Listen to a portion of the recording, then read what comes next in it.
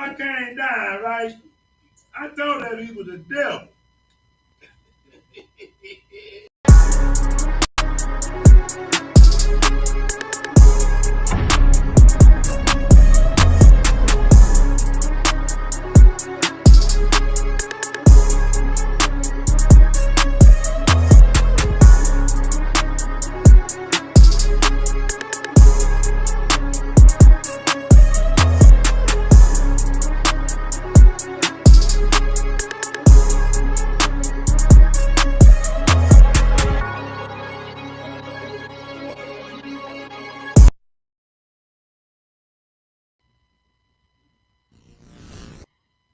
Your stated reason for being here is to build some form of security.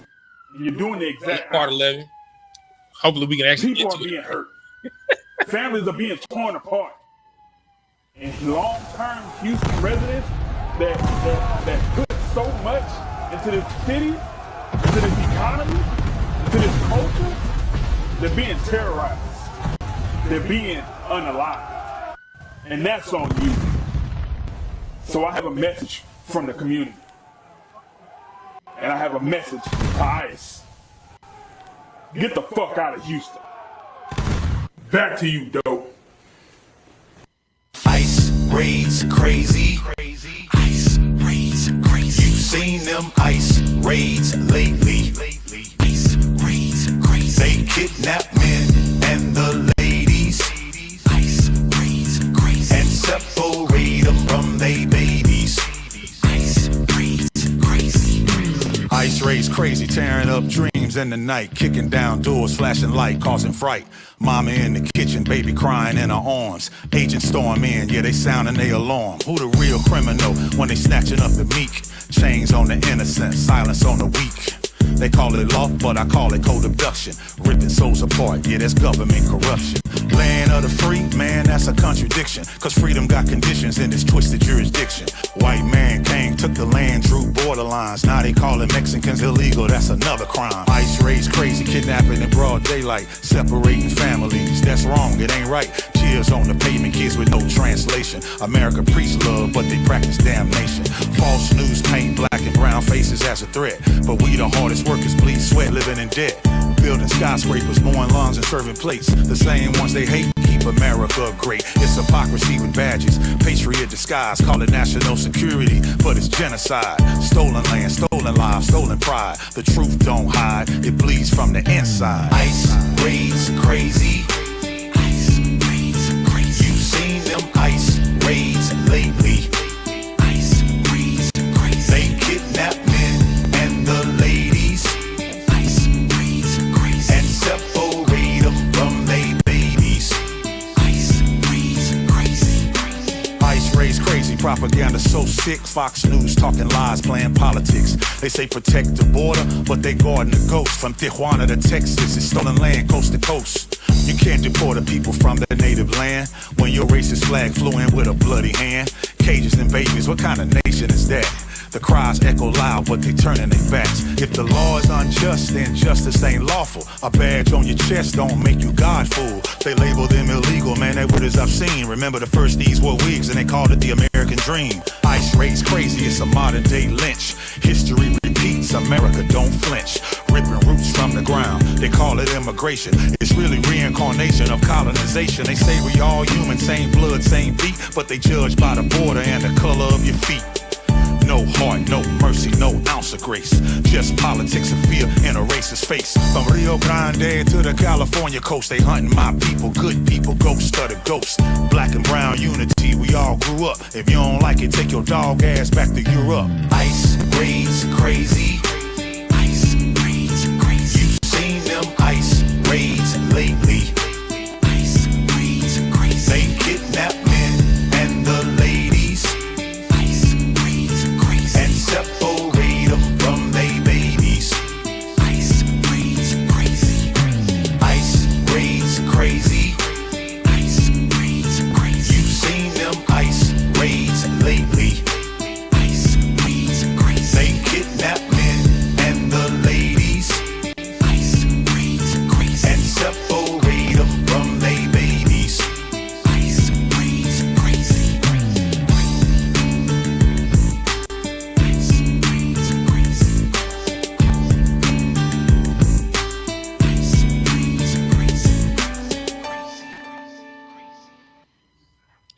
All right. Clap it up. All right, it's the Israelite School of Universal Practical Knowledge. Started out at 1 West 125th Street, Harlem, New York, under commanding General YAHANNA. It is Monday, the history class, where we break it down line upon line, precept upon precept, here a little, there a little. Hey, King, come here. Do me a favor. Turn this camera a little bit for me, nephew. Turn it just a little smidget. No, just use the book. Keep going. Bam! Right there. All right. Yeah, it's Monday, the history class where we line it up, line upon line, precept upon precept. Here a little, there a little, using external references to back up and support internally what is inside of the Bible, right? You know what time it is. You know what I'm saying? If you got your questions, go ahead and drop them in the chat.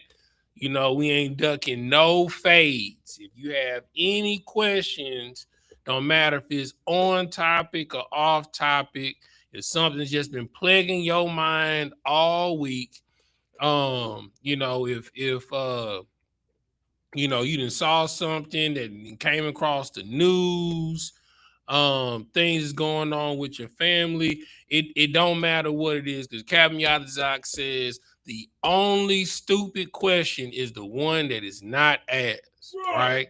So go ahead and type it up in the chat.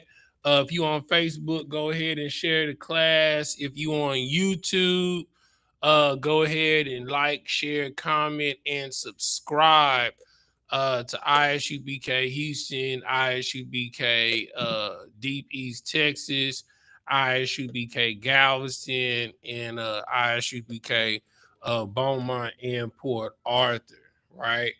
We wasn't able to get into the subject matter where we were dealing with the subject topic of what is an angel, right? Let me go ahead and get my, you know how I do it, get my split screen going. You know what I'm saying? So y'all can read along online. You understand?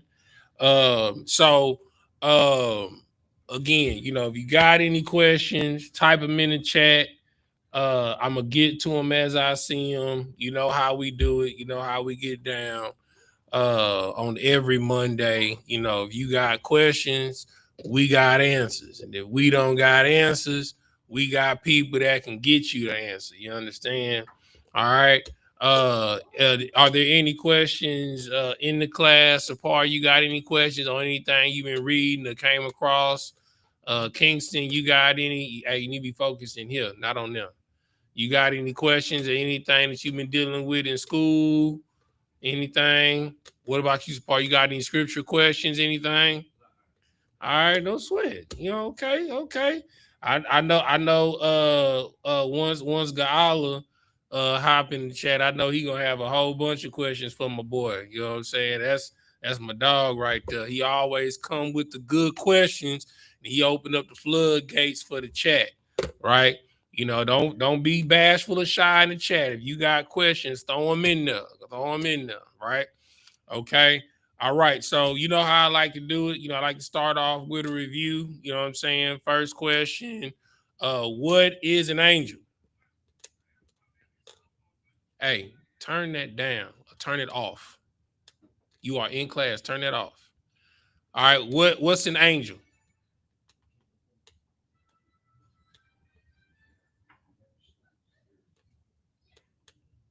Go ahead. What's an angel? Go ahead. A ministering spirit. It's a give nephew a hand. You know what I'm saying? It is a ministering spirit, right? An angel is a ministering spirit. We got that from Hebrews 1 and 14. Go ahead and read that. We'll start at 13. Hebrews 1 and 13. Then we're gonna jump in to the lesson. Go ahead and read it. Are they not? You got to say the book, the chapter, and the verse before you start reading, okay? Hebrews chapter 1, verse 14. Verse 13. And you're going to read the 14. Are they not all ministering spirits sent forth to minister for them who shall be heirs of salvation. Right, right. So angels are ministering spirits to those who are the heirs of salvation. So who are the heirs of salvation? Okay, start at 13. Hebrews 1 in verse 13. But to which of the angels said he at any time, sit on my right hand until I Keep reading. make thine enemies footstool.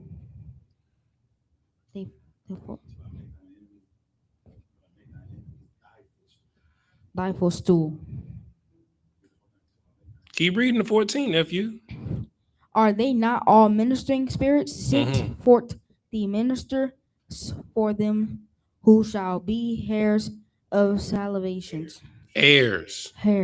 Heirs. Not hairs. Heirs. Heirs of salvation. Give him a hand. Give him a hand. Great job, nephew. Great job. That's how you do it, right? Okay. The way you get good at public speaking is by practicing it, right?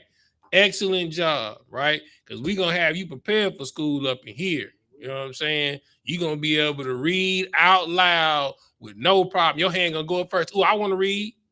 I'll read it, sir. I'll read it, ma'am. You know what I'm saying? So, but that is exactly what it is, right?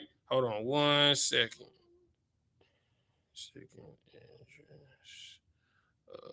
Apocrypha.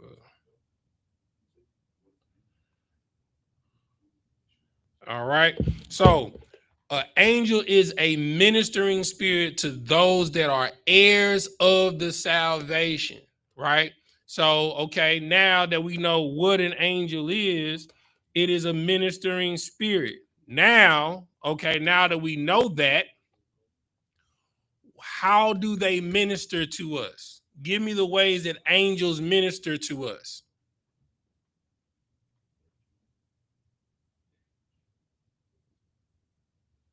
All right.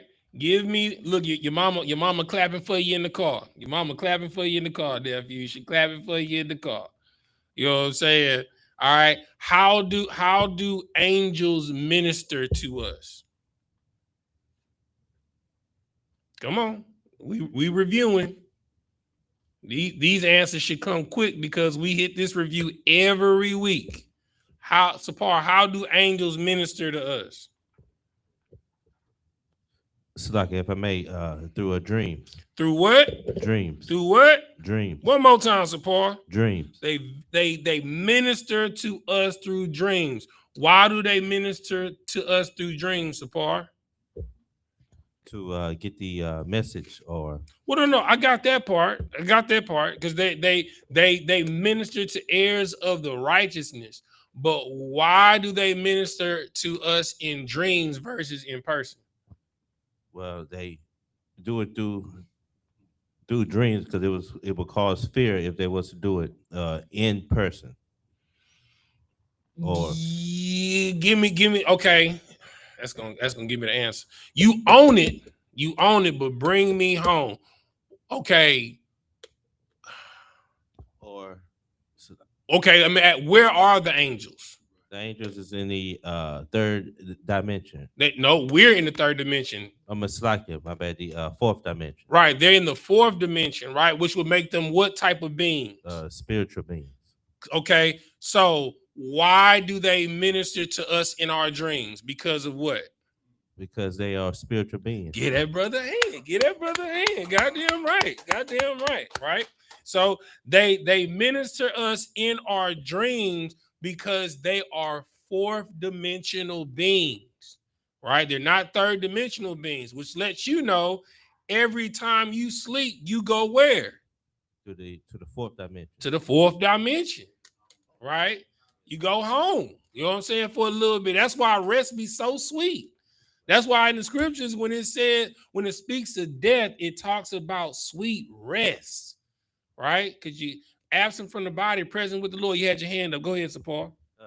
Select this, sir. I don't mean to digress in it, but my aunt came and visited later, and we was talking, and she said, you know, she used to work at a NASA, and then you know, we got on the subject of angels stuff, and they say they can actually see them like the type of telescopes that they have, they can actually see them doing their thing or you know working.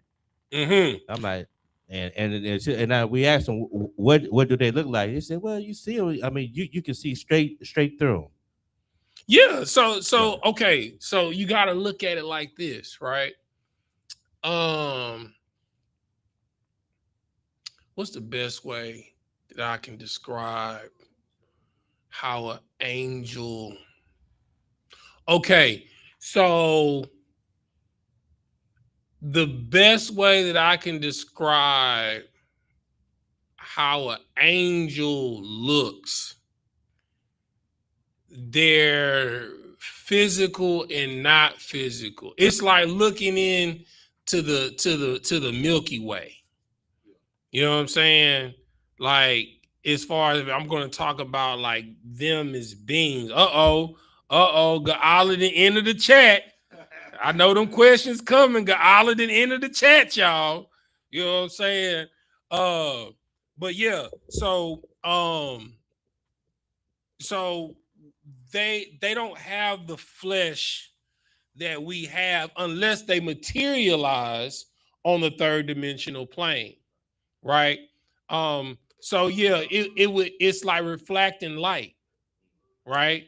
You know, they're light beings, right? So that's why your aunt was like, you know, I don't believe nothing that NASA say. I'm just gonna be honest with you. You know, I'm just gonna keep it a bean. You know, all they pictures that they be showing be photoshopped. You know what I'm saying? From somebody that is a graphic designer, you know, I could tell you that they doctored, right?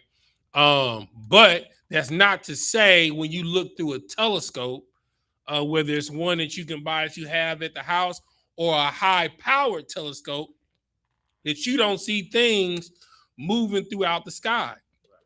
You don't see what they call what's the word? You don't see celestial bodies in the sky, right? And the things that you see will awe you, right? You know, because it's you know, it's the waters between us and the Most High God. You understand? And in order to exist in there, you know, it's like existing in the deepest part of the sea. You understand? You got to have a specific type of flesh in order to exist up there, just like the squids and the dolphins and the fish have certain flesh to exist in the sea, right? So could what your aunt be saying is true? Absolutely, right?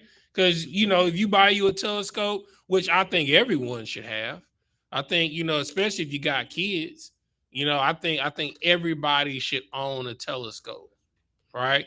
And you know, take a trip outside of the city limits where there's not light pollution. Set up your telescope to observe the heavens, right? That's something that most of our children don't really get an experience doing.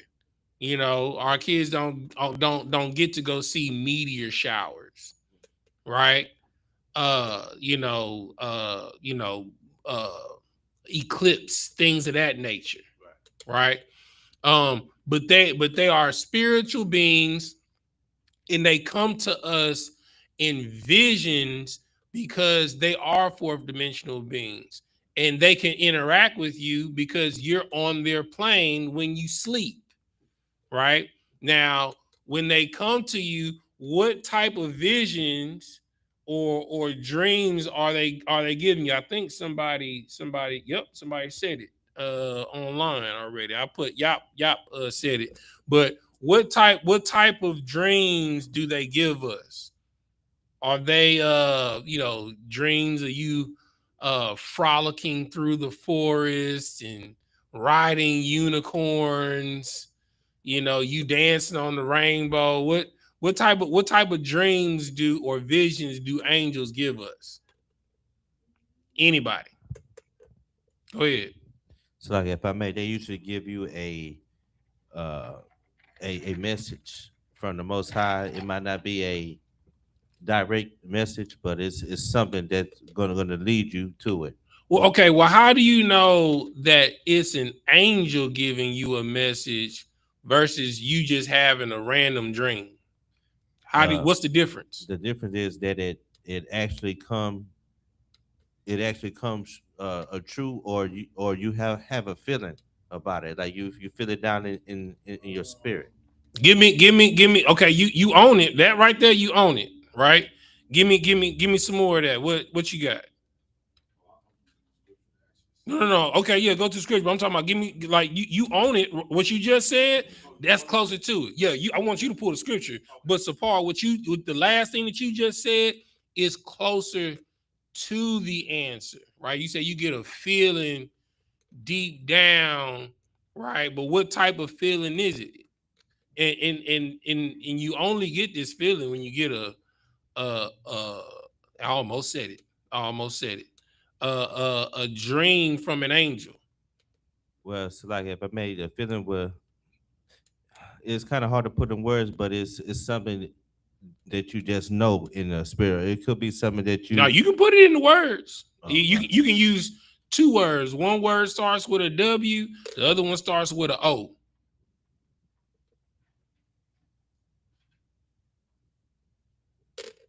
Two separate words that can describe it. Okay, you feel let me see. Let me take a shot at you feel a warmth, I guess. No, not a warmth. That's if you feel warmth, you done peed in the bed. so like I mean a spiritual warmth. No, it ain't a warmth. It ain't a warmth.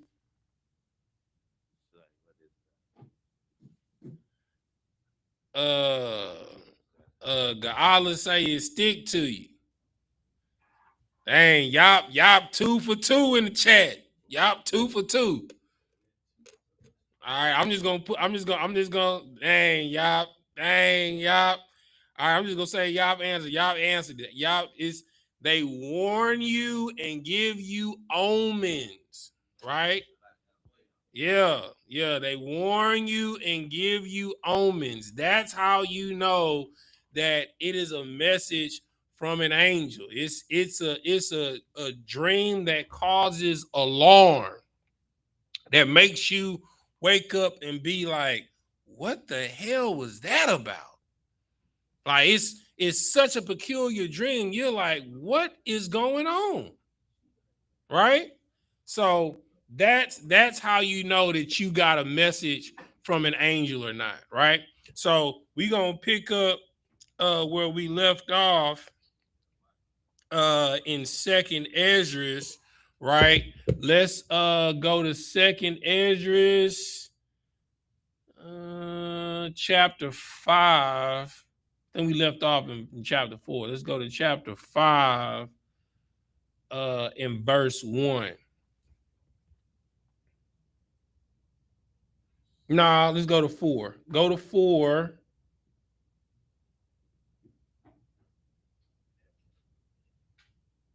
So we know what angel we dealing with, right?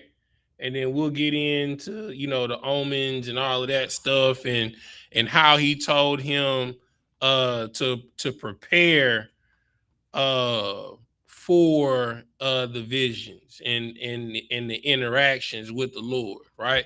So read 4:1 for me so we know what angel that we dealing with. 4:1. 2nd Esdras 4:1. Let's go with it.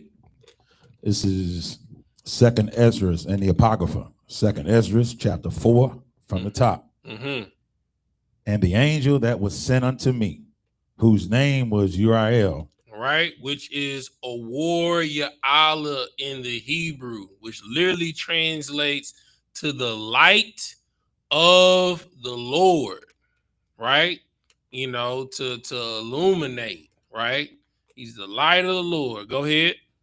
Whose name was Uriel, gave me an answer. Mm-hmm. Verse 2, and said, thy heart hath gone too far in this world, and thinkest thou to comprehend the way of the Most High? Right. So just to give y'all a flashback of what's going on, Ezra, who that's who Edris is. That's Ezra, right? You know, he's conflicted, right? He just doesn't understand, like, why do we have to go through this? Why do the good gotta suffer with the bad? You know what I'm saying? Like, how long, you know, do we have to suffer in hell, right? And like, and he was crying out to the Lord, you understand? And the Lord sent Uriel to answer him. And this is what Uriel said to him. Read that again. Verse 2, and said, thy heart hath gone too far in this world, and thinkest thou to comprehend the way of the Most High? Right. You are too long in this world, right? When you go through your pain, your anxiety, whether it's on your job, whether it's with your family, whether it's with your friends, you know, brothers and sisters in the school, or you know, I don't care if it's somebody passing you on the road, you know what I'm saying? Some random passerby or an acquaintance, right? You can't get so caught up in this world and the things of this world that you forget how the Lord operates, right? The things, if you are suffering a thing, the first two things that you got to ask yourself, right? First question you got to ask yourself, have I sinned? Right? If you haven't sinned, then this is a test, right? And then you need to ask yourself, what is it that I need to glean or ascertain or understand that I'm not getting, that I need to get from this opposition or trial or circumstance that I'm going through?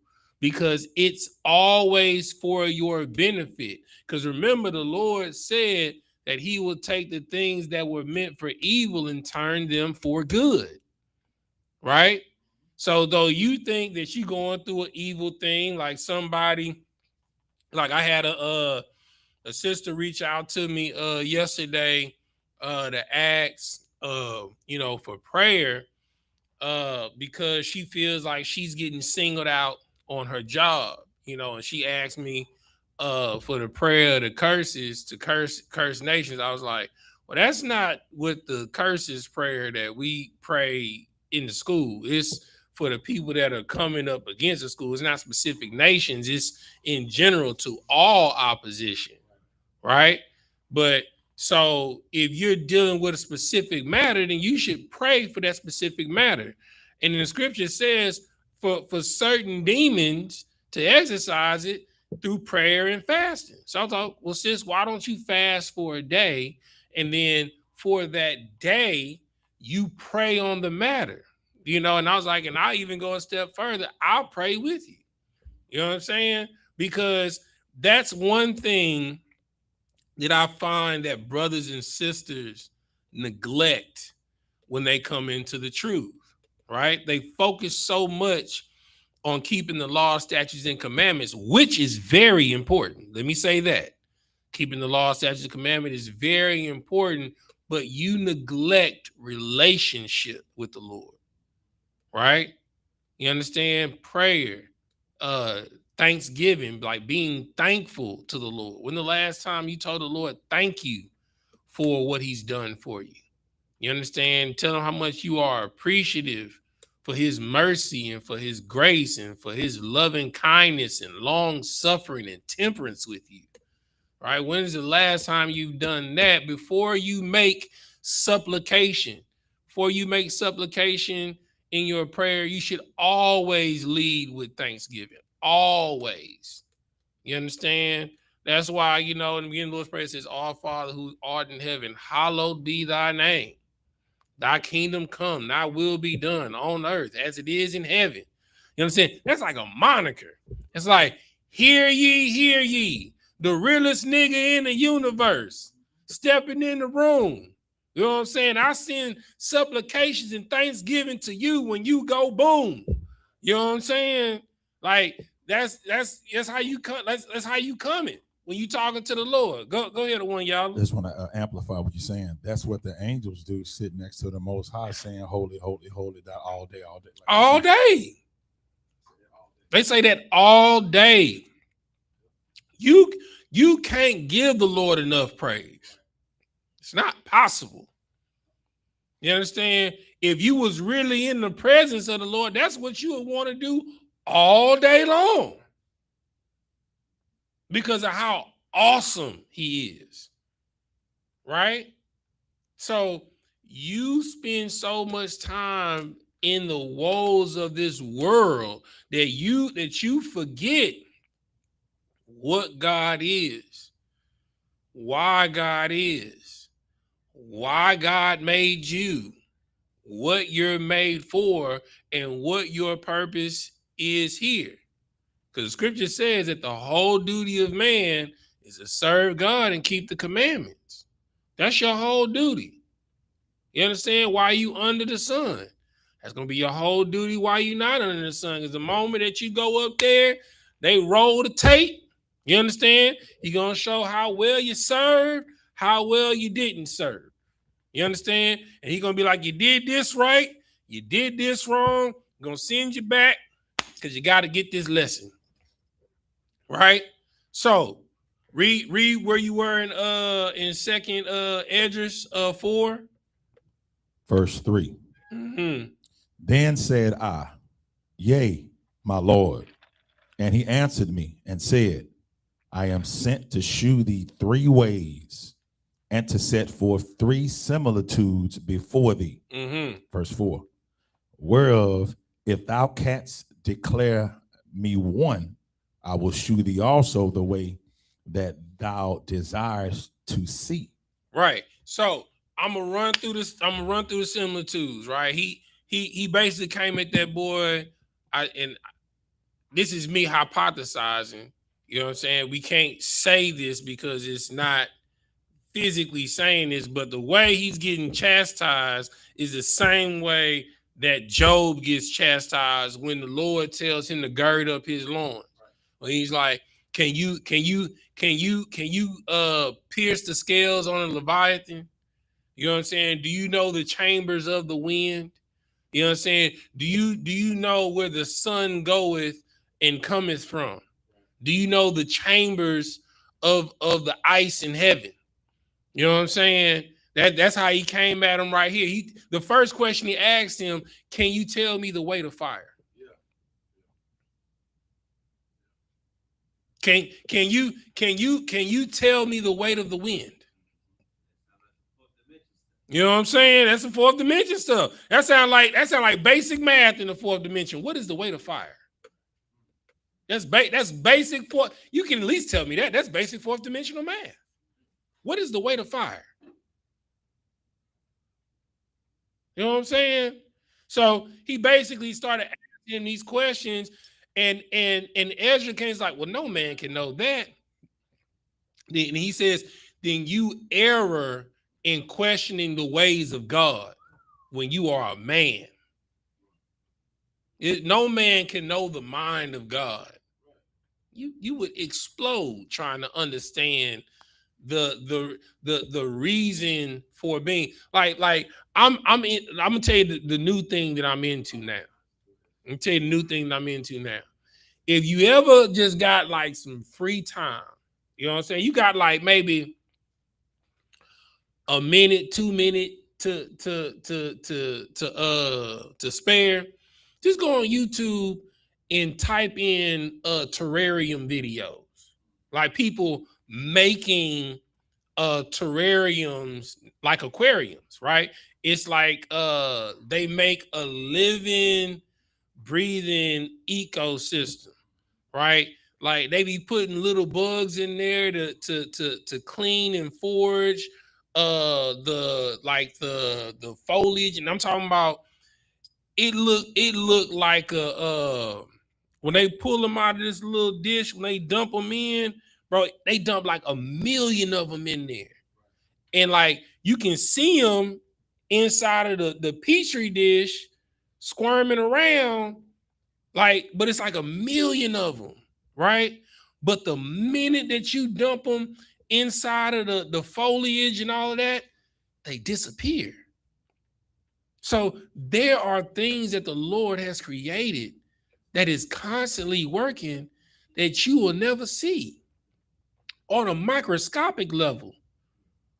You understand? And there are things that are smaller than that. And everything has a job to do to keep this whole environment going. And if one of them fail, another system will fail, then another system will fail. That's why they say if all the bees die, within 3 years, human beings would die. Because bees do what? They pollinate vegetation. So if bees don't pollinate vegetation, they don't go through germination, there are no new fruits being made, no seeds being made, no new plants being made. So when those plants die, we don't have anything that cleans the air. The air is toxic. We die, let alone have food. Go ahead, Sapar. And it's like it's so heavy that you say that, like every little thing mattered. It's like recently I pulled like probably the smallest muscle in my back, and guess what? It just shut my whole body down. And I'm like, dang, just that little piece matters. Like, that's how amazing that the Most High is. I mean, like just mentioned earlier, you can't comprehend His goodness and just the amazingness of the Most High. So like, yeah. Right. So the Most High is so amazing. You understand that He has things that are working, that are in service that you don't even know. You can't even see it. Like it's things floating in the air right now that you can't even see. You understand? Like imagine. Okay, I give you a perfect example. When we all be outside and like, we be moving around and we don't really be paying attention, but every so often you'll stop over a patch of grass and then you'll kind of like focus and then you'll see like 3 feet off of the ground, the grass, it's a whole bunch of things flying around, right? I mean, they busy.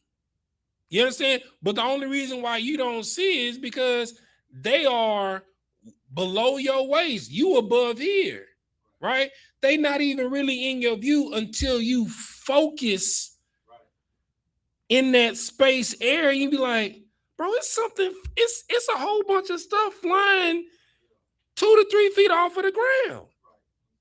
Go ahead, one y'all. Two quick points. One is like when you're driving on the freeway and you see the mirage, right? You look, you say, it look like heat's on the ground up there or whatever. You see it. You see like the it look like water and that's mirage, right? And it's really not there. That's just that's something else. But what I wanted to say is earlier, when a person, and I'm not saying that, well, I am saying names, but I'm saying like the rigor mortis community, because the Lord of Christ, stiff dead, right? Mm-hmm. The conscious community, I call it rigor mortis. You have Pharaoh and you have SHALAM, right? Mm-hmm. And they're always the ones that stay so deep and and the coffin text and all, but they just so deep, and they telling you how the son, the spirit go. Then you find out SHALAM's got a gay man living with him. Oh, bro. Then you find out Pharaoh got nails look like Dracula. You know what I'm saying? Smoking weed and got like that's how the Lord will do. You know what? Reset you back into some wickedness. Like you see what I'm saying? Right. They're asking questions. They're so smart and they claim to be, but they really not. They're just a polite or something like that. You know what I'm saying? Right. So the Lord, if you don't conclude, okay, so I conclude, if you don't back away from the Most High, then He'll lift up your skirt and say, man, stay out of you need to learn on the physicalities, man. Look what you're doing down there. Right. And you caught this, we in second Esdras, chapter 4. Yeah. Gotcha. No sweat. All right. So what verse did you stop at in second Esdras 4:1, y'all? I was at 3/4 through it, so all I had left, second Esdras chapter 4 verse 4. And I shall shew thee from whence the wicked heart cometh. All right. So now drop down. Go ahead. Yakaza, read verse 5.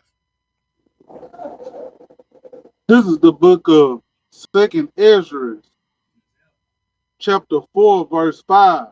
And I said, tell on, my Lord.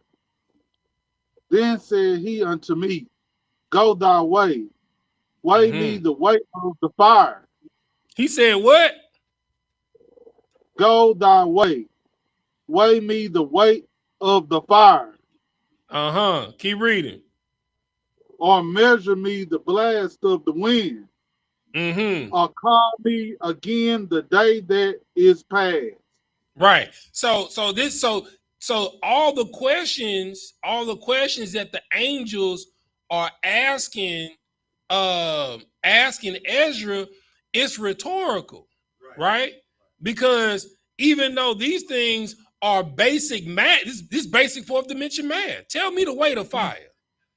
Measure me the blast of the wind. You understand? Or better yet, can you recall a day for me? Because remember, in the fourth dimension, there is no time. You're outside of time. So the past, present, and future exist simultaneously, right?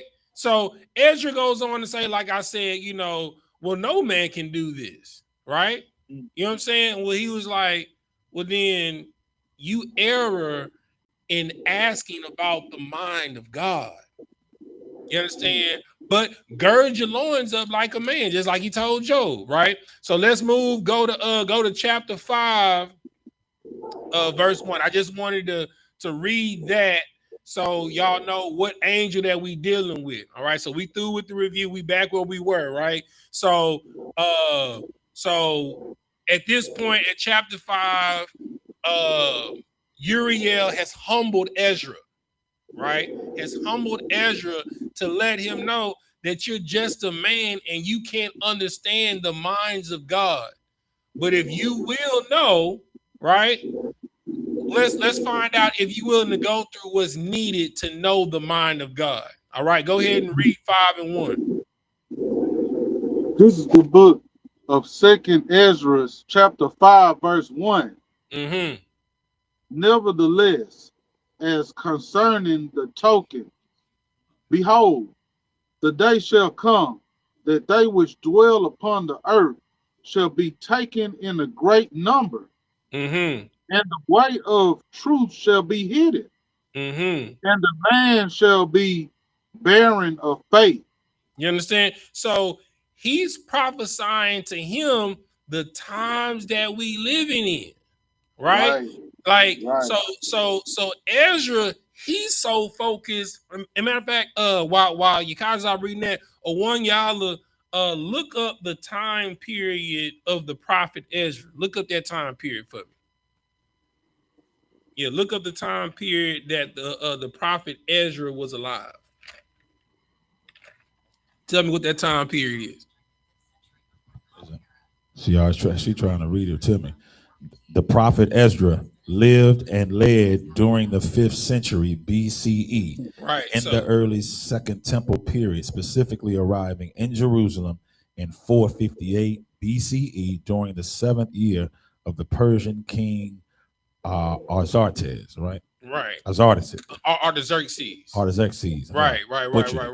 Okay. So he lived during the 5th century before Christ, right? During the time of the Persian Empire. Okay. So this is the the Persians and the Medes, right? This is during that time. Okay, so during that time, he is so like how we are with George Floyd, like how we are with Sandra Bland, like how we are with Alton Sterling, like how we are with Philando Castile. He was like, damn, Lord, like how long? And he lets him know that they will dwell upon the earth, and it shall be a great number, and the truth shall be hidden, and the land shall be barren of faith. You understand? That's the land. The land. When I say the land is barren of faith, like don't nobody believe in the Bible. Don't nobody believe in God like that. Keep reading your Katazar. Right. Keep reading where you was at. Verse 2. Verse 2. But iniquity shall be increased above that which now thou seest, or that thou hast heard long ago. Go ahead, keep Verse reading. 3. And the land that thou seest now to have root, shall thou see wasted suddenly. You understand? So now he's saying, and the land that you're rooted in right now, that land's gonna pass away, right? Because we know after the Persians and the Medes came what? The Greco-Roman Empire, right? That wasted the Persians away. You understand? Keep reading. You got the Verse 4. Verse 4. But if the Most High grant thee to live, thou shalt see after the third trumpet that the sun shall suddenly shine again in the night, and the moon thrice in the day. Right. Verse so 5. Now hold on, Salaki. Now he's saying now, but that's only gonna be for a time. But he said, because you know, Ezra is a what? Who is Ezra? Ezra is a what? A prophet. He's a prophet. Ezra is a prophet. And the Lord, you know, the prophets are the holiest of the holiest of us all. And he told the prophet of the Lord, if you live, if you make it through to see it, he said the sun will rise again. Right? So that lets you know, just because you keep the law, statutes, and commandments, it's not guaranteed that you're going to live to see Christ come back. Right. But the scriptures say that the dead in Christ do what? They rise first. Right? You may not see the sky crack open, but when it crack open, you're gonna be the first to rise up there with them. You know what I'm saying? Get your new body, you know what I'm saying, in your armor draped up and dripped out. Know what I'm talking about? Right. That's fourth dimension stuff. You know what I'm saying? Like, bro, you gonna lose your mind when you see the veil of time rip open like a portal. That's what we talking about. When I say the veil of time whipping up, we talking about a portal open up in the sky, and you see a host of ships just like something out of Star Wars. You know what I'm saying? Going through the warp drive. You know what I'm saying? They just zoom and they just stop. You know what I'm saying? You see zoom. You know what I'm saying? It said 200,000. That's 200 million, bro. Chariots. That's why it says everybody gonna see when Christ come back. 200 million ships in the sky. It's gonna take up the whole world. It's gonna black out the sky. You know what I'm saying? No matter where you are on the planet, you're gonna know Christ here. It ain't gonna be a doubt in your mind because the sky, all airspace in the known world is going to be occupied. But he said, but the root of the kingdom that you in right now, that's gonna pass away, and the sun gonna rise again. If you see it, because it's not guaranteed that you're gonna see it, right? You gonna rise up when Christ come back, you know, but it's not guaranteed that you're gonna see the sky crack open and the portals and all the ships come through. That's not guaranteed. You just might just open your eyes and you up there with Christ. You know what I'm saying? Right? Keep reading, you Katazab. Verse 5. And blood shall drop out of wood, and the stone shall give his voice, and the people shall be troubled. You understand? Because you ain't never seen nothing like this. Right. You understand? That's why the scripture says, woe unto those that want to see the day of the Lord, for it is darkness and there is no light in it. It's not a terrible thing, right? You know, if you want to understand what the day of the Lord is, it's happened several times already, right? If you want to get an understanding of what the day of the Lord is, just go on your Google machine and type in reset cataclysms, right? The and you can research, and I'm gonna do a series on this, a comparative and contrast breakdown of the Younger Dryas theory, the Genesis flood, the Enuma flood story, the Asa Alish, and I'm gonna go through all of the flood stories throughout all the different cultures, because you know they say the Bible is a fairy tale. You know what I'm saying? That all the stories in the Bible is made up. You know what I'm saying? But every culture around the known world has a recorded flood story. China, talking about Asia, Japan, the Native Americans here. You understand? The Polynesians, the New Zealanders. You understand? The Arabs. You understand? The Greeks. Everybody, the Egyptians, everybody has a flood story. Right?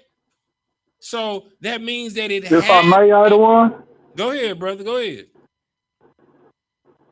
But like they say that the Bible is a fairy tale, but like what it does to you when you really follow it in truth and in spirit is not. You get what I'm saying? Absolutely. Like it's like the proof is in the results that it gives people when they really follow it and follow Christ. You know what I'm saying? That's kind of like what you call it, a confirmation.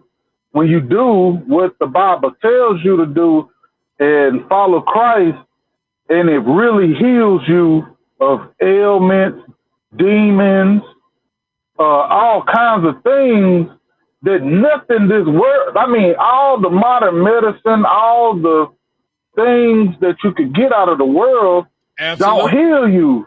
The therapy, everything don't heal you. But when you really give your spirit over to Christ, you get that healing that you've been looking for. Absolutely, brother. Get that brother a hand. Get that brother a hand. You know what I'm saying? Absolutely, right? And it's just as simple as going to Deuteronomy 28:1 and Deuteronomy 28:15. Because in 28:1 it says that he'll put you up on high above all the nations upon the face of the earth. You understand? Right. Blessed will be your store basket. You will be the lender and not the borrower. Right? Only if you keep only if you hearken diligently, you understand, observe and do the commandments that are commanded of you this day. But if you do not hearken diligently and do, then all of these curses shall overtake thee. Right? And that means until you're utterly destroyed and laid to waste. That's why it's not hard for a priest or a prophet in the Israelite School of Universal Practical Knowledge to prophesy, because we know what the curses are, right? We know if you're around here being a whore or a whoremonger, oh, you're going to get an STD out. Yeah, you're going to get herpes. You understand? You're going to get chlamydia. You're going to get gonorrhea. You're going to get AIDS. You understand? We know if you eating pork, shrimp, crab, and lobster, you understand, you're going to get gout, hypertension, high blood pressure. We know if you out here smoking cigarettes and smoking weed, you're going to get COPD. You're going to get lung cancer, right? We know if you out here being a brawler, you understand, in a drunk, you're gonna get cirrhosis of the liver, right? We know if you a drug dealer, right, that you either going to prison or you gonna die, right? It's not hard to prophesy because we know the curses. Go ahead, one, y'all. And just amplify what the brother was talking about. You also know when you're in the truth, you also know the opposite of those who not in the truth. That makes the Bible real. For instance, what you just said, a lot of people don't understand how the Most High gives them a warning by saying, you know what? I'm gonna start with Texas. No more Delta 9, no more this, no more Delta this. I'm cutting down on the weed. Everybody else is like, look what the white man doing, man, trying to stop. That's the Lord doing that, man, before we get ready. You see what I'm saying? And people don't even see that, man. Because he gonna judge his house first. And people like are hating and they mad because he's doing that, but the Lord is like, I'm stopping this. Right. Okay, so I see y'all don't want to stop, period. Right. Okay, now I can bring the judgment down. Right. And it's easy for us to prophesy if you not a righteous brother that another man gonna take your woman and he gonna lie with her. Right. You understand? Right? And if you don't think that's true, brother, how if sex is marriage, how many women have you slept with that's currently sleeping with another man? You understand? That's the curse right there. You understand? You'll have children and you'll never see them. That's a curse. You know what I'm saying? You'll want for them day and night. You understand? It prophesies of the baby mama drama. Right? I'm a witness. Boy, you got to I'm a witness. Yeah. Man. Right? Okay. So that's why it's so important to be on point, right? Because even being on point with the law, statutes, and commandments, it guarantees you what the scripture says, to live a life and to live it abundantly, right? You understand? But it doesn't guarantee you that you going to see, just like Moses didn't guarantee Moses to see the promised land.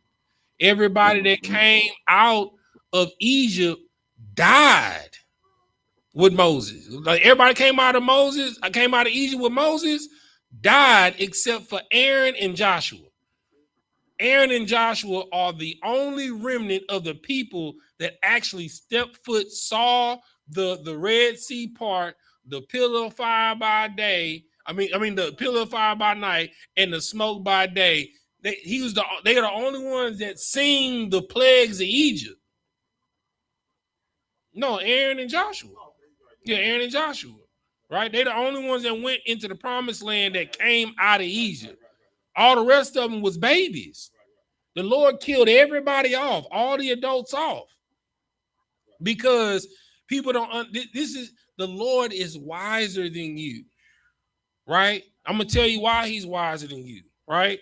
Though your sister might be a good person, but she thinks hanging out with homosexuals are okay. She gotta die, right? Your brother, he a good dude at heart, but he smoked 2 packs of cigarettes a day, but he loved the Lord. I know you love him, and he got a good heart. That gotta die. You know what I'm saying? I know your homegirl, she your ace. She whenever you need somebody, she there for you. I know you love her, but shoot, she love pork, shrimp, crab, and lobster. That gotta go. They gotta die. Because it can't dwell in the kingdom. You understand? I know your boy from around the way, he cool. You know what I'm saying? Whenever you need somebody to show up or you ever need something, he always got you. But he a scammer. He's a thief. They gotta die. Right? Because the scripture says that no unrighteousness can enter into the kingdom. You understand? And that includes us, like in the truth. We're fighting, we're dying daily. So when the Lord comes, he don't have to kill us, right? But what the Lord could do is, or what he's going to do, just like he did for the children of Israel when they came out of Egypt, he's going to put us in the wilderness, right? Now, and he puts us in the wilderness so we escape the incoming doom of Armageddon in the valley of Jehoshaphat and Babylon being destroyed, right? But it may be for you to die in the wilderness so that your children go into the kingdom and you come back through your children.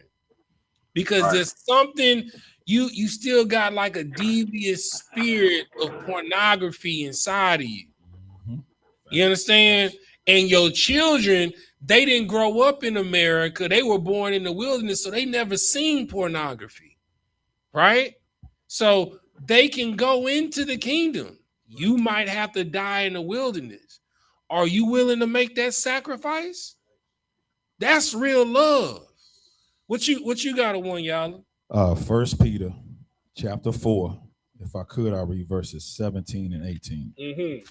They read, "For the time is come that judgment must begin at the house of God." Say that one more time. For the time is come that judgment must begin at the house of God. And if it first begin at us, what shall the end be of them that obey not the gospel of God? Verse 18. And if the righteous scarcely be saved, where shall the ungodly and the sinner appear? Come on, bro. Like this is what you got to understand. Like, this is not a game. Whether you believe or not, there's an angel documenting everything that you do. You understand? Like, they are right here in here with us. You understand? At 8:20 on August 10th, at 8:20 and 37 seconds, a YAHANNA read this verse with this scripture, and the people that were attendance, it was Yakatazab online and 11 people that viewed it, and these 11 people bared witness, so they can't say that they didn't know, Lord.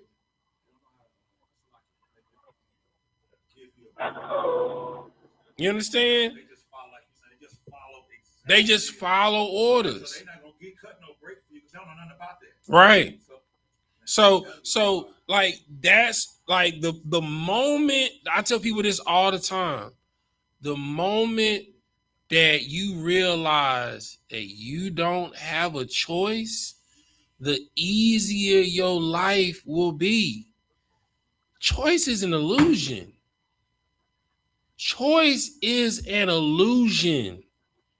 You don't really have an option out here, especially if you're in the truth. It's only orders, right? If you still have the illusion of thinking that you have a choice to do what you want, you're a child. You understand? Like grown-ups spiritually know that you don't have a choice. Like your body. Go ahead. What you got? What you got? You got desire. I was just talking about this today. It's crazy. I said, I'll be telling people that, we get taught that we need to get married, have children, things like that. But it's not documented in the Bible that the greatest man alive had any children or a wife. You get what I'm saying? That's not what life is about. Life is about what the scripture that say, I can't remember the exact place, but it say, our duty is to obey every word that proceeded from the mouth of. Yeah. Okay, yeah. You I thought you was about to quote in Ecclesiastes the whole duty of man, but no, that's a good one that you saying right there. Right. But when you is trying to obey every word that proceeded out of the mouth of the Lord, man, it's like you start. For one, you killed your old man, and you start fashioning your life to obey that. Like, I mean, you try to be the best you can be. You get what I'm saying? And you stop living for yourself. You get what I'm saying? It's like you trying to bring his kingdom to earth. You can't do that being some dope dealer, some drug addict, some alcoholic, a whore. You can't do that. They can't bring to fruition the kingdom of heaven. You have to be this type of person, this person that wake up early, go to sleep early, eat right, in class, doing charity, waking up the sleep, healing the sick. You gotta be that. You get what I'm saying? And in order for you to be that, you have to give your best effort. So you have every day. Every day. Every day, I the one. And it's like it makes you, like, if you really about that life, obeying the word, every word that proceeded out of the Lord's mouth, it's like, I can't really just get it out what I'm trying to say. You're right. Listen, I'm gonna pick up where you left off. You don't have a choice though. If you really trying to live this life, proceeding off of every word of the Lord's mouth, let me tell you something. You don't got time for nothing else. You don't. And you gonna realize the things that are important to the world are foolishness to God. Like, bro, it's trash. Listen, I used to love watching football, bro. I'm talking about, nigga, I'm fantasy football. I'm keeping up with the stats. I'm sitting down watching the draft, writing down the stats, who's going to who's trading who for what. For what? That don't matter. None of that matters. You understand? It is bread and circus to distract you. That's right. Because the only person that got to answer before the Lord is you. It ain't Roger Goodell. You know what I'm saying? It ain't Dana White. You know what I'm saying? It ain't what's another on it ain't Turk Al-Sheikh. You know what I'm saying? Like, you gotta answer for what you do and don't do. And you gotta ask yourself in every moment, in every day, are you truly a representative of the Lord in how you carry yourself? When ain't nobody looking, when how you talk, how you deal with other people. You know what I'm saying? The thoughts that you have towards people that you think in your mind. Do you speak against the thoughts? Right?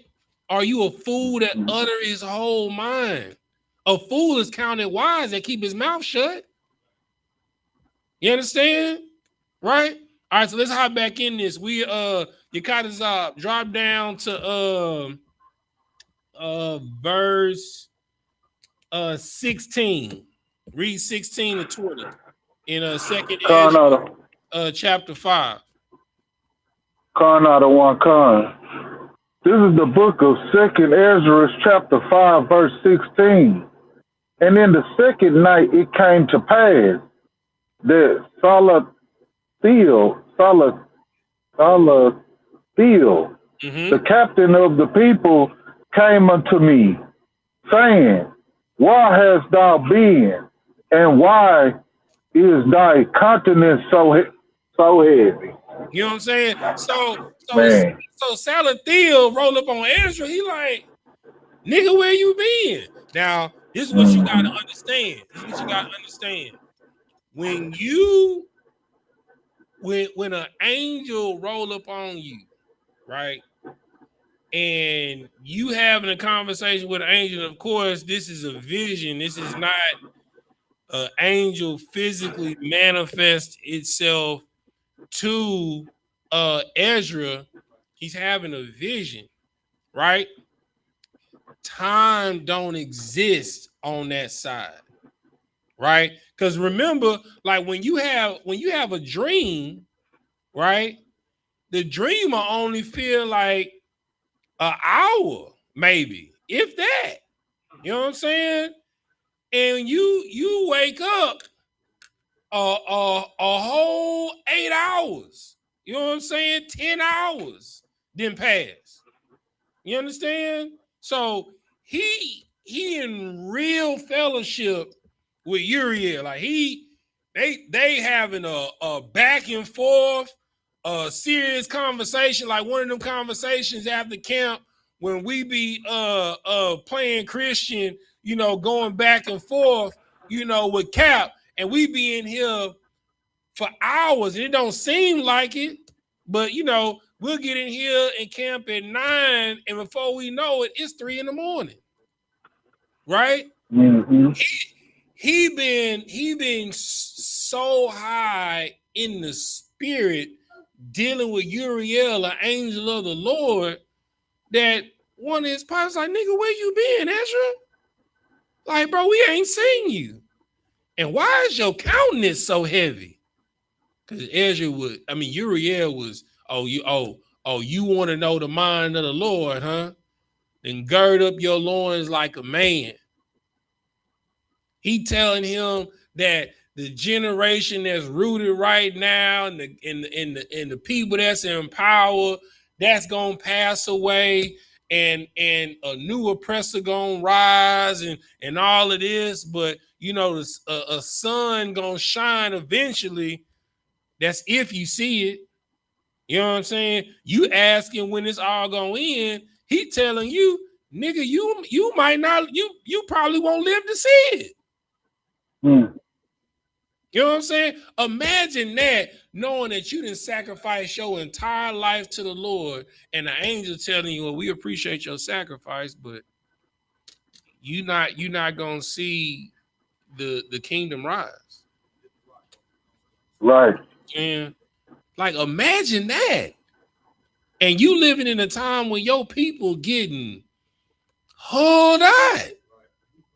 And you out here fighting for your people to come back to righteousness, and he telling you, yeah, this kingdom gonna pass. The people that's doing y'all dirty, yeah, this kingdom it's gonna get destroyed, but another one gonna come. They gonna jack y'all up too. But you know, the sun gonna rise, and it's gonna rise bright in Israel, and it's gonna be beautiful, but you might not live to see it though. That's why his countenance is heavy. Keep reading. Verse 17. Knowest thou not that Israel is committed unto thee in the land of their captivity? Verse 18. Up then and eat bread, and forsake us not, as the shepherd that leaveth his flock in the hands of cruel wolves. Verse 19. Verse 19. Then said I unto him, go thy way from me. That nigga and said, come. that nigga, he told that nigga, move around, bro. Like, bro, I ain't, like, listen, what you talking about right now, bro? My spirit's so disturbed, my nigga. You not in the right spirit, my nigga. You need to move around, bro, because Israel is in his captivity, bro. Do you not know not only what we going through, but what we about to go through, bro? Move around from here. You know what I'm saying? You ask me why my countenance heavy, nigga. Why is your countenance not heavy? Because the scripture says, oppression makes a wise man mad, but a gift destroys the heart. You understand? My heart is for my people, and my countenance is heavy because of what I know that is about to take place, bro. Move from me. I don't want to be distracted from what's coming. Keep reading. And come not nigh me. And he heard what I said and went from me. You know what I'm saying? Verse 20. That nigga was like, damn, bro. Shit, no, I'm gone, nigga. You don't want me around you, my nigga. I'm gone. You know what I'm saying? Keep reading now. Verse 20. Verse 20. And so I fasted 7 days. He said, hold on. He said, and so I what? And so I fasted 7 days. Now I want y'all to pay attention. Right? Because Uriel didn't answer them. You know what I'm saying? He didn't broke down, you know, what's coming. You understand? And he was in so dismayed of being out of the spirit and out of the presence of the Lord and being distracted. He did what? Yakatazab? And so I fasted 7 days. Mourning and weeping. Like as Uriel, the angel, commanded me. You understand? So Uriel commanded him because he was like, he wanted to know more. You understand? He wanted to know more of what was going to happen. And he was like, well, if you want me to tell you a deeper thing, you must fast 7 days. Now, we're not talking about intermittent fasting. We're not talking about Ramadan fasting.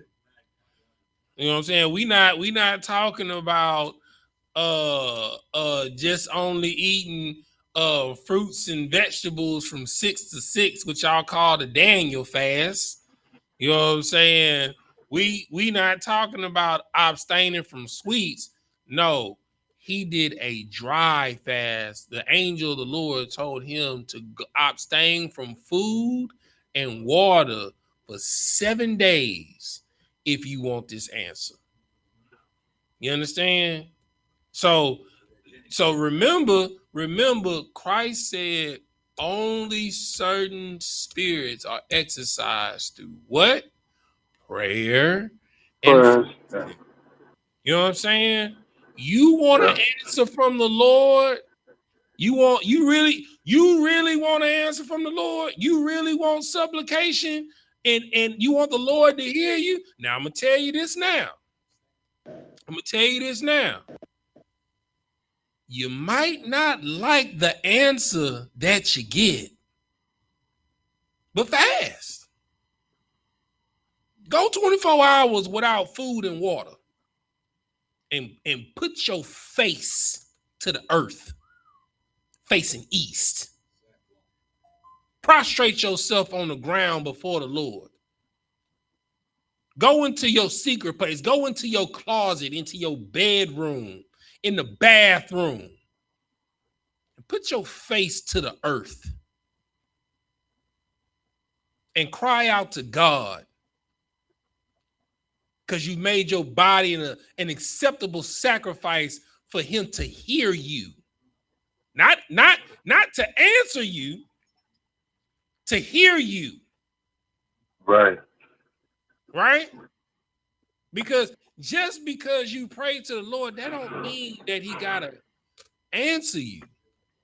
Because your prayer may be foolish. Who cares? What does Turks and Caicos got to do with your salvation?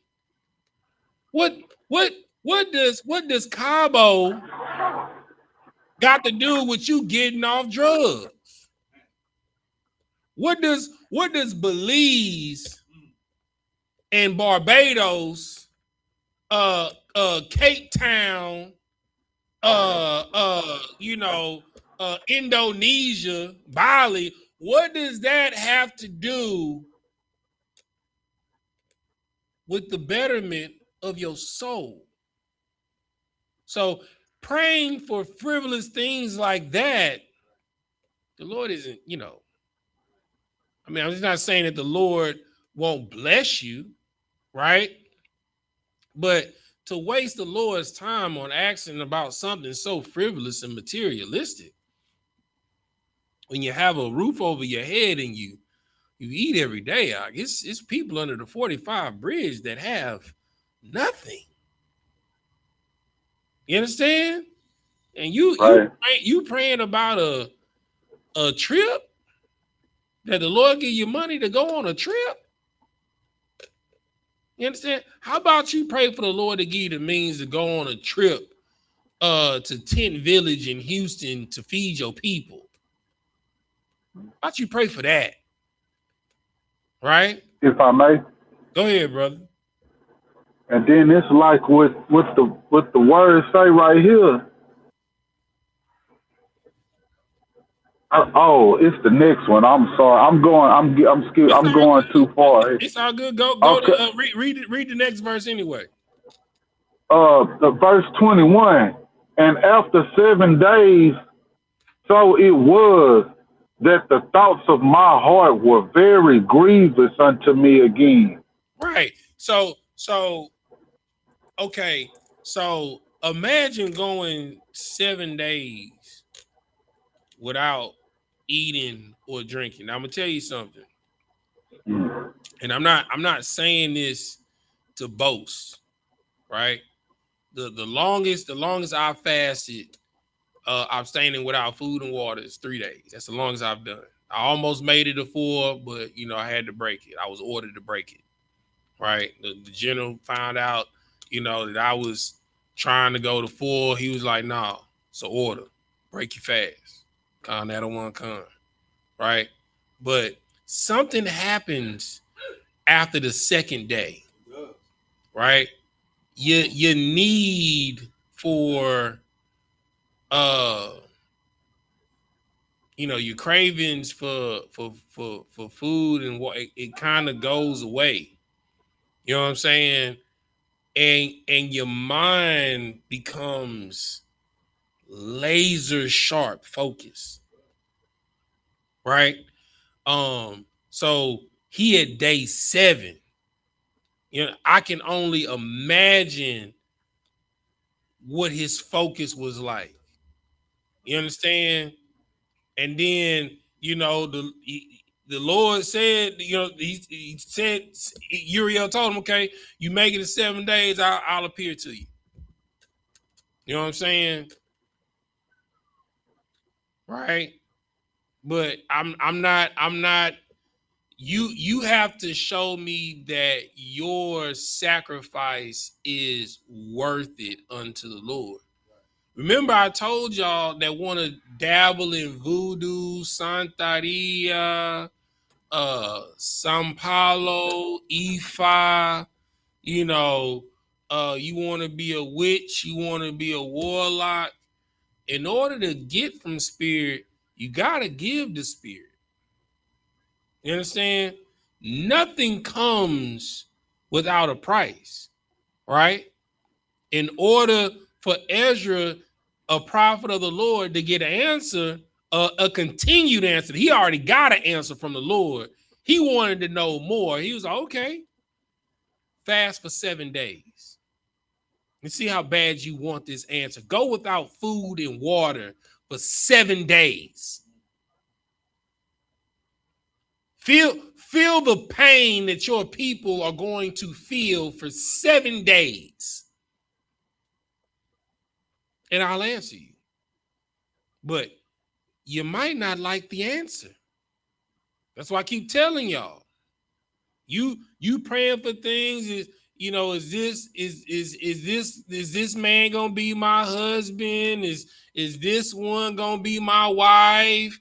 And all of this, you might not like the answer.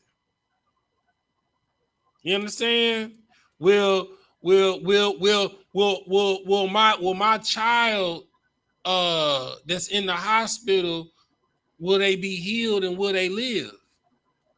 You might not like the answer. Will I survive chemo and my body be rid of cancer? You might not like the answer. But the Lord will humor you if you make yourself a presentable sacrifice. Keep reading. Right. And verse 22, and my soul recovered the spirit of understanding. He did what? And I recovered the spirit of understanding. So it wasn't until that 7th day, you understand, at evening, you understand, it said that his spirit, his soul recovered the spirit of understanding. Uriel about to pop back up on the scene. Keep reading. And I began to talk with the Most High again. Mm-hmm. Verse 23, and said, O Lord that bearest rule of every wood of the earth, and of all the trees thereof, thou hast chosen thee one only vine. Mm-hmm. Verse 24, and of all the lands of the whole world, thou hast chosen thee one pit. Mm-hmm. And of all the flowers thereof, one lily. Mm-hmm. Verse 25, and of all the depths of the sea, thou hast filled thee one river. Now drop down to 28. So basically, he's doing like what we do at the beginning of the Lord's Prayer. Our Father, which art in heaven, hallowed be thy name, thy kingdom come, thy will be done on earth as is in heaven. He's giving the hear ye. You know what I'm saying? Oh Lord, of all the people, you've loved one people. Of all the flowers on the earth, you love one flower, the lily. Of all the birds, you love one bird, the dove. Of one body of water, you love one body, the Jordan. You know what I'm saying? You feel me? You know what I'm saying? Of one land, you only love one land, Jerusalem. You know what I'm saying? Of all the livestock, you've only loved one, the sheep, the lamb. Right? So he's giving him his praise, right? Drop down to 28. Verse 28, And now, O Lord, why hast thou given this one people over unto many? And upon the one root hast thou prepared others. And why hast thou scattered thy only one people among many? Right. So he want to know, like, listen, I understand that you doing all of this for a purpose, Lord. Like I gather that, and it's not for man to know the mind of God, but if you would humor me, Father. My flesh is weary and my soul is heavy. If you could answer me and give me reason, if we are this one people, why would you do this? Keep reading. Verse 29, and they which did gainsay thy gainsay, Salakia, and they which did gainsay thy promises, and believe not thy covenants, have trodden them down. Verse 30, if thou didst so much hate thy people, yet should thou punish them with thine own hand. Verse 31. Verse 31, now then, I had spoken these words. Now when I had spoken these words, the angel that came to me the night afore was sent unto me.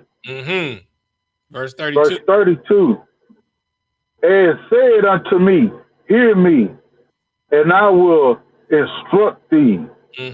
Hearken to the things that I say, and I shall tell thee more. Verse 33, and I said, speak on, my Lord. Then said he unto me, thou art sore troubled in mind for Israel's sake. Lovest thou that people better than he that made them? Check. You know what I'm saying? He said, oh my, you are very troubled in mind for Israel's sake. Do you love them more than he that made them?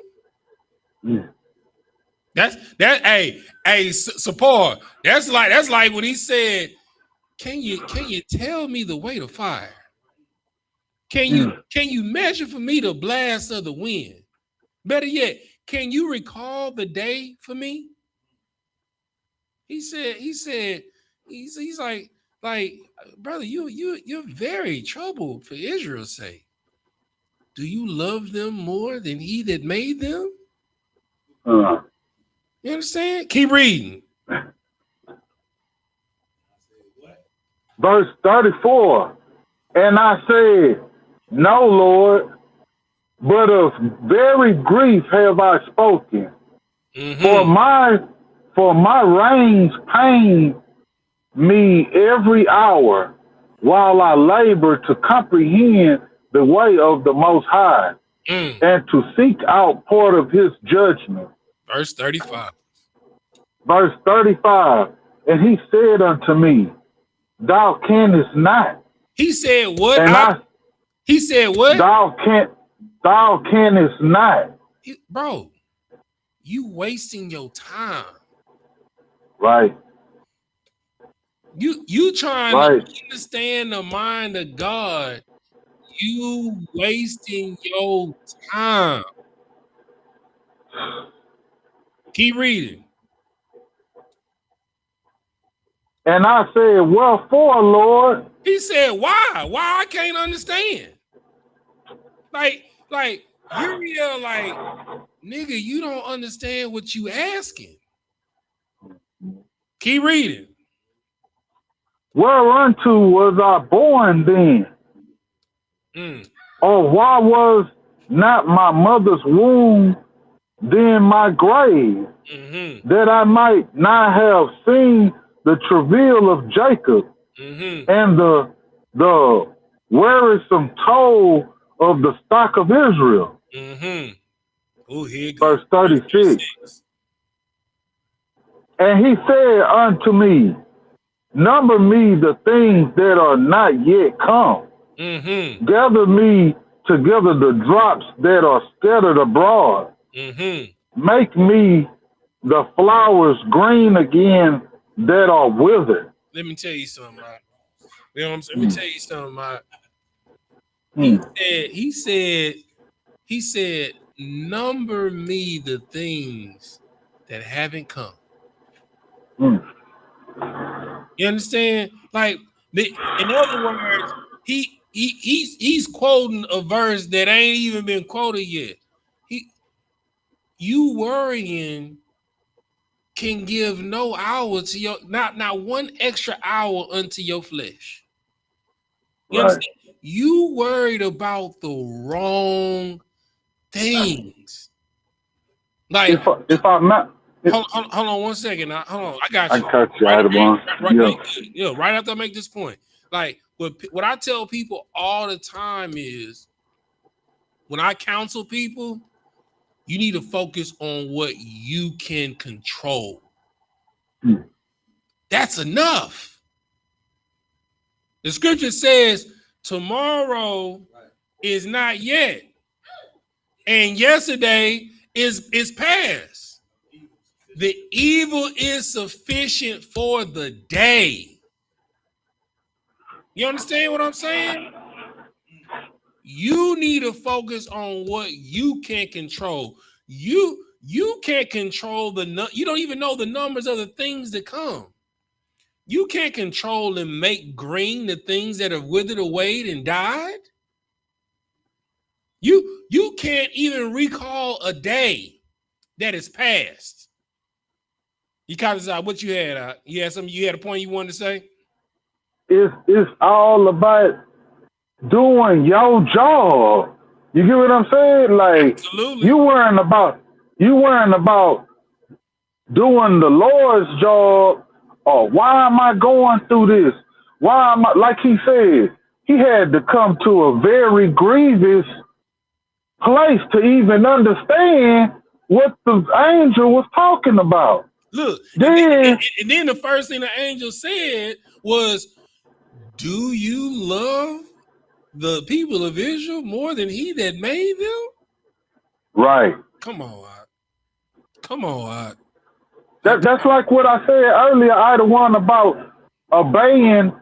Just follow his orders and do your part. You get what I'm saying? That's like it. If you just worry about being the best you could be doing what God loves, bro. Then, bro, that's why the scripture says that the kingdom of heaven is inside of you. Right. That's why it says, when two or more are gathered in my name, then I am there. Like you so focused on what they not doing, what he not doing, what she not doing, what this nation not doing. You know what I'm saying? What the president not doing for blacks, Hispanics, and Native Americans. What are you doing for blacks, Hispanics, and Native Americans? Right. You know what I'm saying? You asking for a handout, but you ain't put your hand out to help your fellow man. The scripture says, how can you love the Lord whom you don't see and curse and hate your brother whom you see every day? You are a liar. How can you say you love the Lord whom you don't see, but hate your brother or your sister who you see every day? You are a liar, and the truth is not in you. Right. Keep reading, you Katazab. Verse 37. Open me the places that are closed, and bring me forth the winds that in them are shut up. Shew me the image of a voice, and then I will declare to thee the thing that thou laborest to know. Man, come on, bro. That nigga said, know your role and shut your mouth. Right. And what you got to one, y'all? Proverbs chapter 24, verse 7. Say, let me see. Wisdom is too high for a fool. Come on, bro. Man. He openeth not his mouth in the gate. Oh my God. Nigga, wisdom is too high for a fool. Let me tell you something. You know what I'm saying? These my new two. Wisdom is too high for a fool, and that's a wide ditch. That's a deep ditch. Yeah, that's a deep ditch. A deep ditch. And wisdom is too high for a fool. That's my two new ones now, bro. You know what I'm saying? You know, with a brother be like, but sir, I love her. That's a deep ditch. Or sister, but sir, he's such an amazing brother. Sis, he digs deep ditches.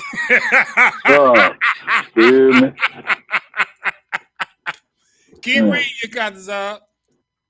Verse 38. And I said, O Lord, that bearest rule, who may know these things, but he that has not his dwelling with men.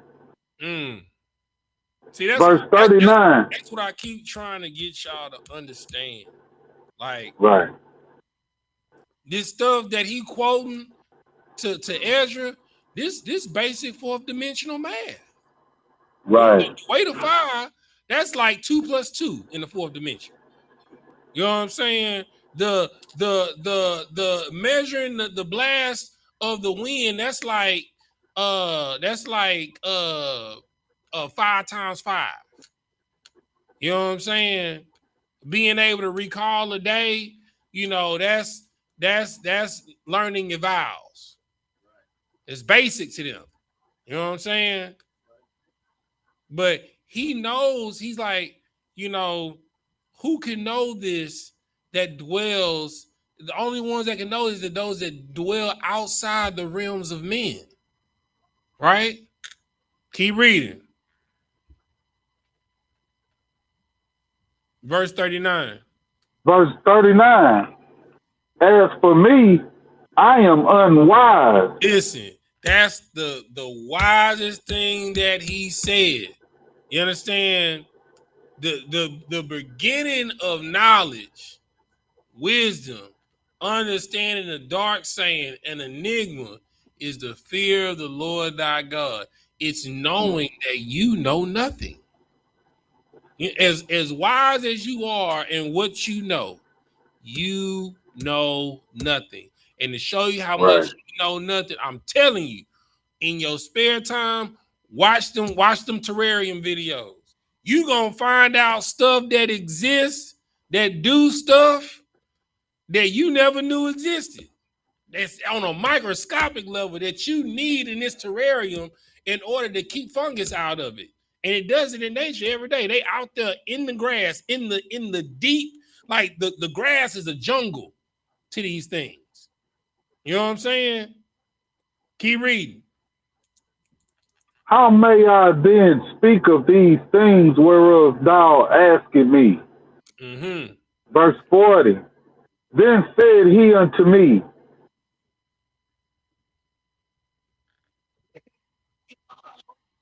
Salaki. Go ahead, you good? You at verse 40. can somebody else take over for me because my phone keep ringing. I'm sorry. I need to tell them to stop calling. No sweat. Go ahead. One y'all. Go ahead. Verse 40.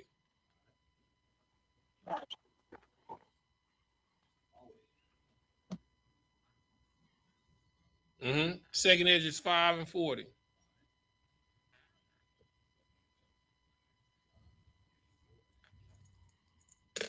Second Ezra, chapter 5, verse 40. It reads, Then said he unto me, like as thou canst do none of these things that I have spoken of, even so canst thou not find out my judgment, or in the end the love that I have promised unto my people. You understand? Like, bro, you don't know the lengths that the Most High, a Father, that is a spirit, that is willing to go through to save his people. You understand? Like, bro, like you don't like a child doesn't know that it needs to walk. It just wants to lay around and waddle. You understand? It just wants to be on his belly and on his stomach. Like, no, I ain't gonna keep picking you up. You're gonna have to walk. And it cries. And it's like, why are you being mean to me? I just want you to hold me. No, Cause you ain't gonna your legs ain't never gonna grow if I keep holding you. You understand? You gotta grow these bones. So come on, try and stand up. Come on, stand up. Stand up. You can do it. Stand up. Now take one step. Take one step. To a child, it seems cruel because all a child wants is for you to hold him. You understand? You don't know the mind of God because you're a child. You don't know what you need. You just want things that are sweet to the taste. You don't know that you need bitter herbs. You understand? Or bitter roots. You understand? To better your health. You understand? You don't know that you need green juice. You understand? You don't know that you need these things. You don't know you need things like burdock root, ashwagandha. You know what I'm saying? You don't know that you need dandelion root. You know, all of these assortments of herbs that help better your life that taste horrible, but it'll make you feel amazing. But your father knows. Your father knows in order for you to learn how to swim, I got to throw you in the deep end. You're going to feel like you're drowning. I'm not going to let you drown because I'm right here. You understand? But you need to know what it's like to be in that deep water by yourself. You gotta learn how to swim. You gotta learn how to swim. Right? Keep reading.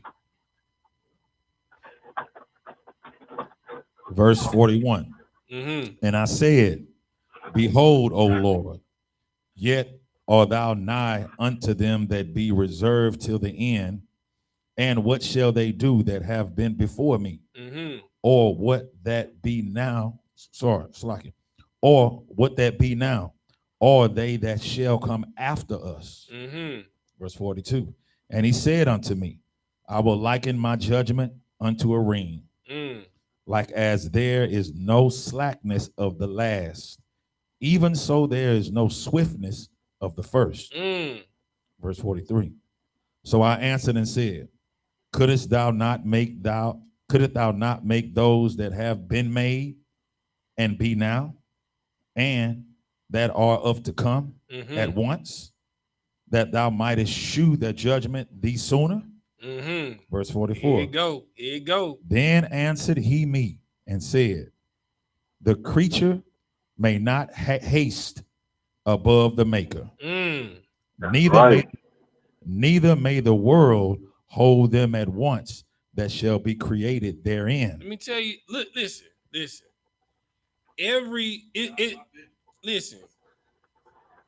You asking for a tree to bear every seed that it's going to ever bear in its life at one time. You're asking an impossible thing. There's a reason why there are seasons. There's a reason why there's a fall. because if the leaves stayed on the tree, the leaves would end up killing the tree. It would take from the tree. So the tree has to take the leaves off of it so that it can live, right? Then it comes winter when everything has to die, right? To be born again in spring. And in spring, it brings forth new leaves to nurture the tree so it can bear new fruit in this new season, to drop seed. But if a tree bears all of its fruit at one time, then would come many pests, then would come many vermin, and it would overrun. You know not what you ask. You're the prodigal son who asked for his inheritance before it's time. Because you don't know what to do with it. You will squander it. You understand? You want $1 million, but you don't know what to do with $1 million. You don't know. If you got $1 million, you'll probably be broke in 3 years. Because you don't know what to do with $1 million to sustain yourself forever. You know what I'm saying? It's all the nigga knows. You understand? You don't have the wisdom. You understand? Keep real talk. Keep reading.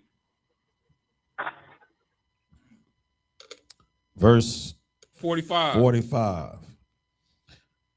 And I said, as thou hast said unto thy servant, that thou, which givest life to all, hast given life at once to the creature that thou hast created, and the creature bear it.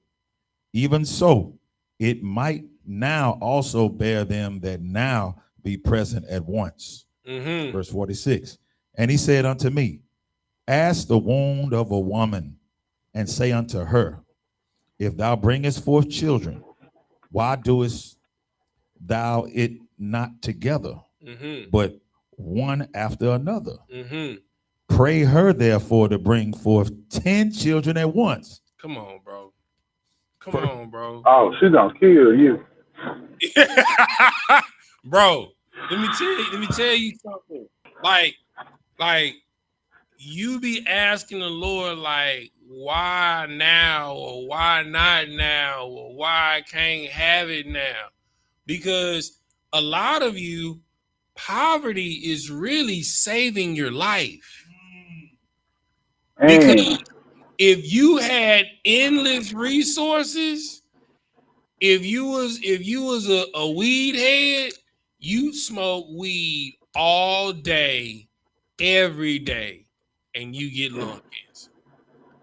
If you had a problem, if you were a whoremonger, you would just have sex all day, every day, to the point to where, let me tell you something, this is how the wealthy become homosexuals, because they have sex so much that they get tired of conventional sex. So now they want to get into Satanism doing BDSM. For those that don't know what BDSM is, that is dominatrix, bondage, submission, domination, and masochism. And pegging. You understand? Yeah, that's all in there. That's all in there. And then when that's not enough, you just become a homosexual, right? Because, having conventional sex, a man with a woman or a woman with a man, it becomes boring to you, right? And then you become a sexual deviant. You become an Epstein Islander. You become an island boy and an island girl. You understand? Because you don't value what you have at the station that you have. Poverty is a defense for a lot of you from destroying yourself. Right. If you were an alcoholic, you would drink yourself to death. If you were an opioid addict, you would have a heroin overdose. You understand? Because you don't have self-control. That is the reason why Israel is going over and over and over and over through all of these things, because it is a cycle to breed growth, understanding, and wisdom. You have to go through these things to understand, right? Read the next 3 verses. We're going to pause here for next week. And I said, she cannot be. Do me a favor, nephew. Let a one y'all read. If I could, Baba Kusha. I appreciate you, nephew. I appreciate you. Trying to get it with verse 47. And I said, she cannot. But hey, Sapar, check the door out. She cannot, but must do it by distance of time. Verse 48. Then said he unto me, even so have I given the wound of the earth to those that be sown in it in their times. Verse 49. And like as a young child may not bring forth the things that belong to the aged, even so have I disposed the world which I created. You understand? Listen, this is what you got to understand. Your arms too short to box with God. You understand? Like, bro, like, you don't have the understanding for the reasoning that we in the position that we in. It's so that you never forget, so that you'll never do this ever again. And you be like, man, 10 years is enough. Is it? We was in the wilderness for 40 years. And we was trying to go back to Egypt and to serve Baal. You understand? We was in Israel. We built the kingdom. The king of Israel, Solomon, started serving other gods. We was in the kingdom. We had our own land.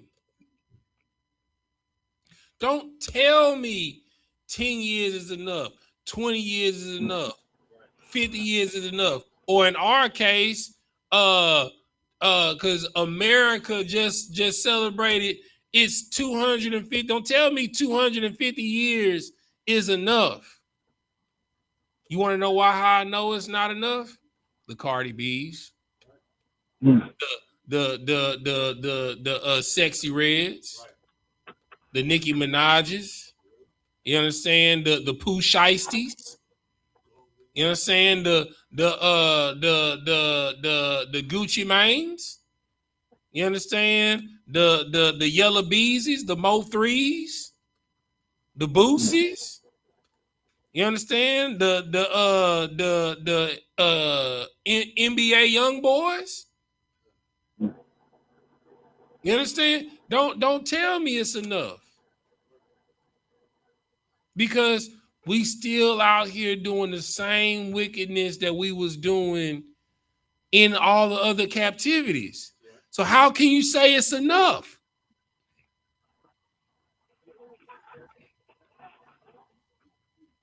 And if I may add on, hold on one second. And this is the reason, unfortunately, like, don't get it twisted. My hope is like Paul, that all of Israel will be saved. But this is also the same reason why I understand why a lot of people got to die. But it's okay, because they're going to come right back. And they got to be born under a kingdom and a king that rules with a rod of iron. You understand? Where none of this is allowed. And none of this, you won't even know that what a birthday is. You won't know what Halloween is, what Valentine's Day is. You won't know what Christmas is. You won't know what Easter is. You won't know what the 4th of July is. You won't know what this pagan New Year is. You won't know what Bacchanalia is. You won't know what Saturnalia is. Go ahead, Yakatazar. We're going to end it with what you got. What you got? Shoot, it's all about when you know better, you do better. You know, I was talking about this. I'm like, when you know better, you just ain't gonna go back to that filth. You get what I'm saying? You ain't trying to see nobody else go through that hell that you done went through. You get what I'm saying? Absolutely. And it's like, you know, but you gotta be sincere, man. Like I don't know how to like put it in words. Like you just did it. Excellent. Yeah, like you go through, you know, like what Ezra was going through. He didn't understand was that going through all that hell and stuff. Like he said, he became into the wisdom because he went through the hell. He knew what to ask, but it's like you do better. You want to make sure that the people that's after you don't have to go through you. It's like we got to go through that hell so the people that come after us don't go through that. We have to be like a guard over them. Like, I don't know how to explain it. I get mixed up. Imagine if every brother and sister that brought a child into this earth, when a child got to an age of understanding, say around like 13, 14, sat them down and let them know the long line of demons that their family battles. Let them know that this son, this is the demon that I battled all of my life. The father tells them. And then the mother tells them, son or daughter, these are the demons that I battled all of my life. So that they know off rip. You know what I'm saying? Like for me, I know my daddy did cocaine. I knew never to even go around it. You know what I'm saying? Because I saw how it affected my father. My stepfather was a crackhead. You know what I'm saying? You know, I already knew not to do it, but I saw firsthand what crack did to somebody. You know what I'm saying? But imagine if we all overcame our demons and then we brought forth children and then we sat them down and taught them what they're susceptible to so that they don't eat, so they know they can see the stumbling block coming a mile away. Right. You know, they know high blood pressure running your family. You know, like in my family has alcoholism. Like we have extremely high tolerance for alcohol, so we're prone to cirrhosis of the liver. You know what I'm saying? So like, and you run these things down so they know from jump, okay, I can't mess with this, can't eat this, I can't overindulge in this. You know what I'm saying? I gotta stay away from this. You know what I'm saying? You are preparing them to win by being vulnerable instead of having your children think that you some type of perfect superhero, that Santa Claus is. And you starting their life off lying to them. You're setting them up for failure. Right? So the reason why we going through this specific part, right, of what is an angel, right? An angel is a reflection of God. They are not a genie. You know what I'm saying? The Most High God is not a genie. His job is not to give you what you want, it's to give you what you need. That's right. And going through what this conversation between Ezra and Uriel, you don't know the mind of God. You don't know what you need. You right where you supposed to be because of the choices that you've made. And you got to take accountability for your actions to be the best version of yourself. This is to grow you, or you're going to start over. That's right. Right?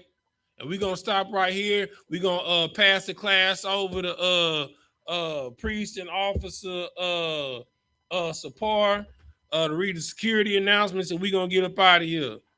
You know what I'm saying? Shout out to Yakazai for joining us. You know what I'm saying? First of many. You know what I'm saying? Via satellite on the road. That's right. That's right. That's right. You turn the camera for me, bro?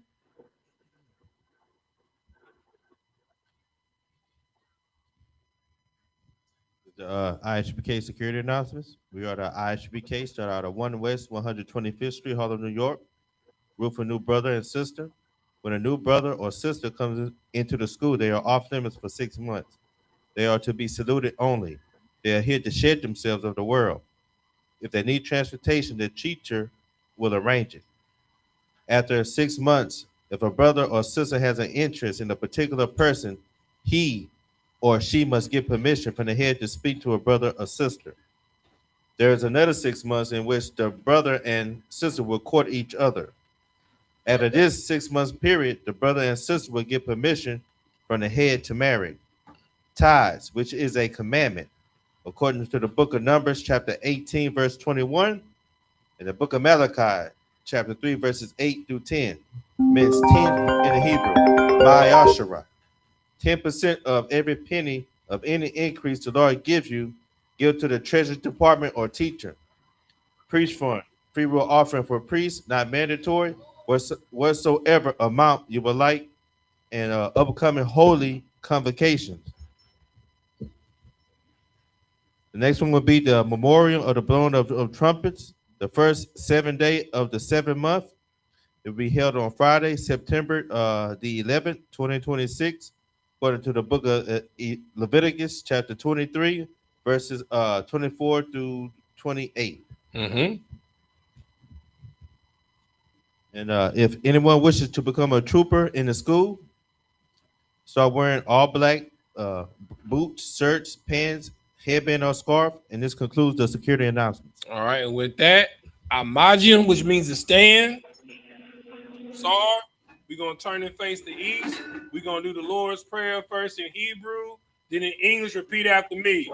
Abanawa. Shabbat Shemayim. Shabbat Shemayim. Kadash. Ayah. Yahweh. Yahweh. Taba'ah. Ratayaka. Hayah. Aisha.